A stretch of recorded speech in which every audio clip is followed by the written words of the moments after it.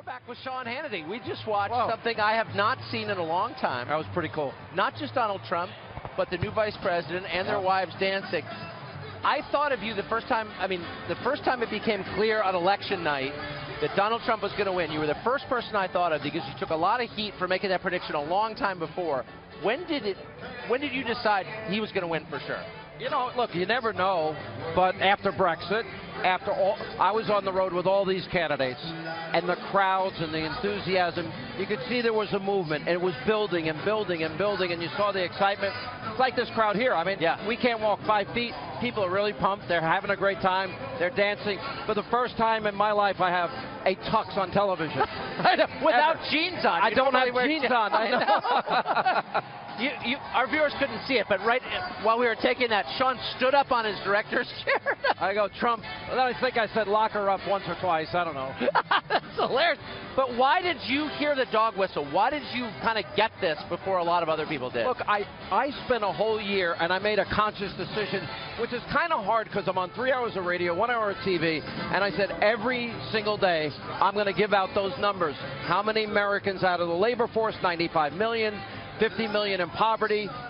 You know, that's 8 million more than when Obama took office, 13 million more on food stamps since he took office, doubling of the debt, lowest home ownership rate in 51 years. And I kept saying it every day. Because when Donald Trump mentioned today about the forgotten man and the forgotten woman, that is what I have called this election. There's a great patriotic painter, religious painter by the name of John McNaughton. He actually had a really big picture that he drew. It's literally his signature work, and I bought it. It's called The Forgotten Man, and it has a man on a bench, and all of the presidents up to Obama with his foot on the Constitution, and all these presidents, like, why are we not taking care of this guy that doesn't have a job, that's in poverty, that's out of work? And to me, that's what it was about. And look, Donald Trump just became president today, but Carrier, Ford, Fiat Chrysler, GM, investors in China and elsewhere, they're all bringing this money back because the environment's going to be so much better. Yes. End of regulation, lower taxes for corporations, repatriation, energy independence, getting rid of Obamacare. That's going to be like a tax cut for every single person here. People have been suffering needlessly. And it was funny because I was watching another network for a brief time today, and they're like, they don't get Donald Trump, they don't get this election. Right. They're lost. But they're looking at it through a cultural lens. You just described an economic program, an economic suffering that needs to be resolved. And what I thought was interesting was a lot of people I've really respected for a long time, conservatives here in Washington, didn't see that at all. They thought Trump was about something completely different. They missed the economic part of it. Hey, Tucker, my obituary was written 1,000 times. There's a lot of arrogant elitism within the Republican ranks. Holier than thou, corporatized. They've lost touch. My blue-collar roots are paper boy at 8, dishwasher at 12, a cook at 13, a busboy at 14, a waiter at 15 and 16, a bartender at 17. Then I started painting houses, hanging wallpaper, laying tile, framing roofing. That was 20 years of my life. It's weird because you grew up in Greenwich and your dad was in private equity. Wrong. Is that you? No, it's not me.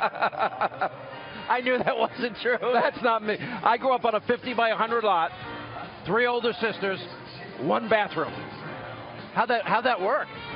It was, well, I'd say that's the definition of hell on earth. Sounds pretty intense. Okay. By the way, this is the Friends segment, right? I don't know. I'm being told to go to commercial break. We'll be right back.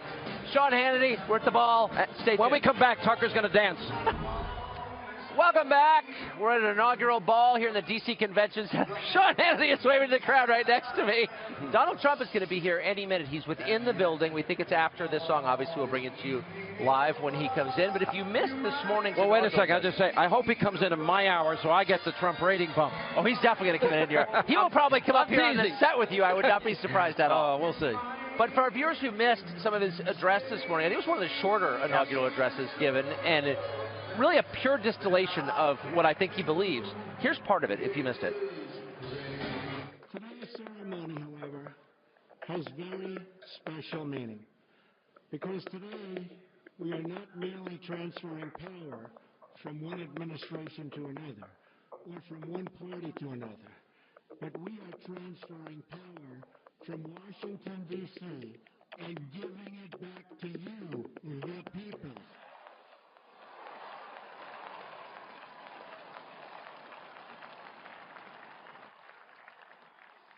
For too long, a small group in our nation's capital has reaped the rewards of government while the people have borne the cost.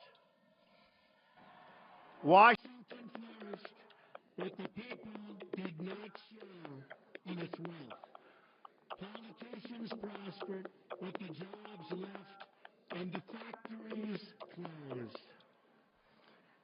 The establishment protected itself, but not the citizens of our country. Their victories have not been your victories. Their triumphs have not been your triumphs. And while they celebrated in our nation's capital, there was little to celebrate for struggling families all across our land.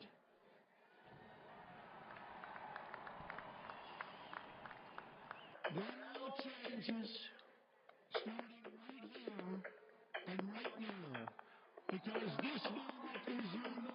It belongs to you.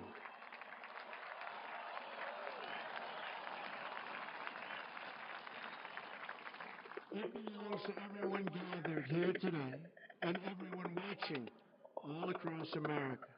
This is your day. This is your celebration. And this, the United States of America, is your country. Well, that was the president, Donald Trump, this morning from his inaugural address. That, of course, was on tape. In this moment, we're going to hear him live. And we're seated next to Sean Hannity, whose program obviously begins in about 5 minutes. Yes, sir. By the way, I haven't had a time really to say this on the air because we haven't been in the same place.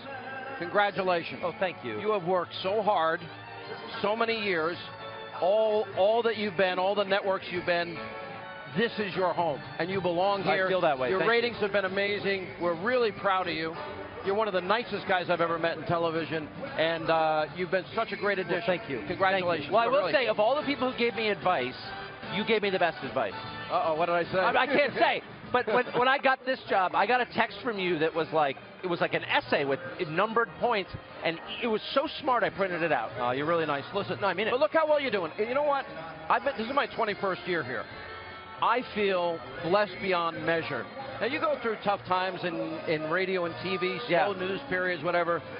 And 8 years of Obama, for me, I really went hard. I vetted this guy. I knew he was a rigid, radical ideologue. The country was caught up in Obama mania. The media was caught up in it. We had 8 years. I would like to say I was vindicated. I think his record is atrocious. But then you got a moment like tonight.